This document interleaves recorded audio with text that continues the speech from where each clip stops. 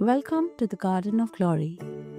Today's reading is from 1 Timothy chapter 3 verses 1 to 16, where Paul talks about the kind of people who should lead and serve in the church.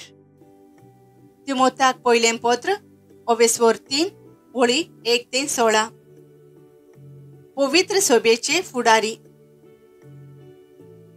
ही सांगणी खात्रेची. जो कोण सोबेचो फुडारी जावची आशा बाळगिता तो बऱ्या कामांची आशा बाळगिता. पूण फुडारी सोबे मुखार गुन्यांव नासलेलो जावचो.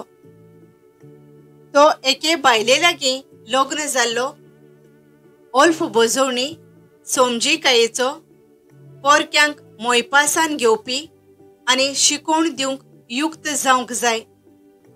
तो सोर्याक लोबदल्लो ओ तिडकेन जळता तसलो जावचो न्हय, पूण दुलोब.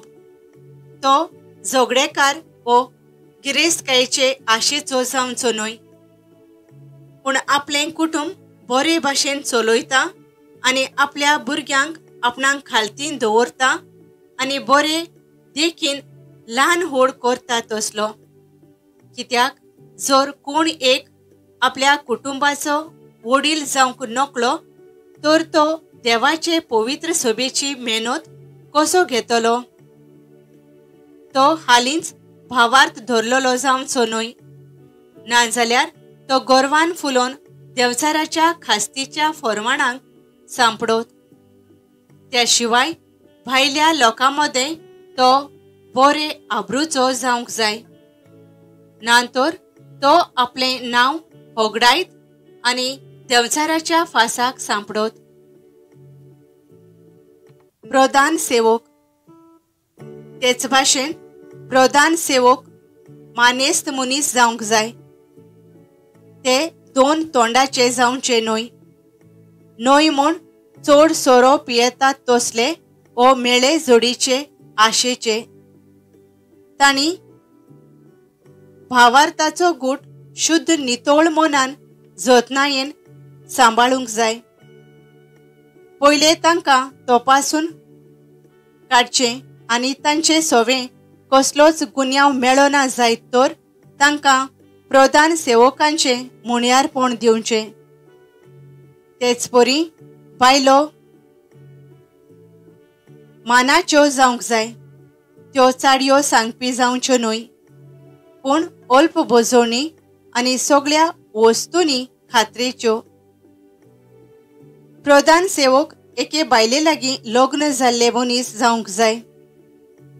आपल्या भुरग्यांक आनी आपल्या कुटुंबाक सारके चलयतात तसले. प्रधान सेवकांचे मुण्यारपण बरे भाशेन करीत ते सभेमध्ये आपणाक व्हड मान जोडतले आनी जेजू क्रिस्ताचेर दवरचो आसा तो भावार्थ व्हडा काळजीदारपणान परगोटूंक पावतले. हें तुका बरोवच्या वेळार हांव तुजेशी बेगीनच येतलो म्हूण रावतां. पूण म्हाका लांबाय जायत जाल्यार देवाच्या कुटुंबांत कशे भाशेन चलचें तें तुवें जाणो जावचें म्हूण हें आतां बरयतां. आमीच हें कुटुंब, जिव्या देवाची पवित्र सोबा. ही पवित्र सोबा देवान उगडापें केल्लें सोत जतनायेन सांबाळता आनी थिरायेन राखता. आमी भोगतीन ओंदिता तो गूट दुबावावीण श्रेश्ठ उत्तम.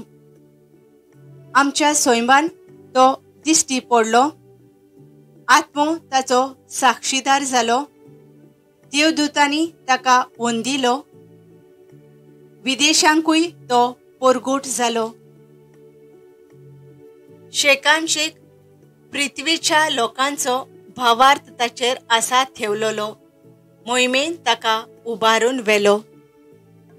Paul says leaders should live good, honest, and peaceful lives.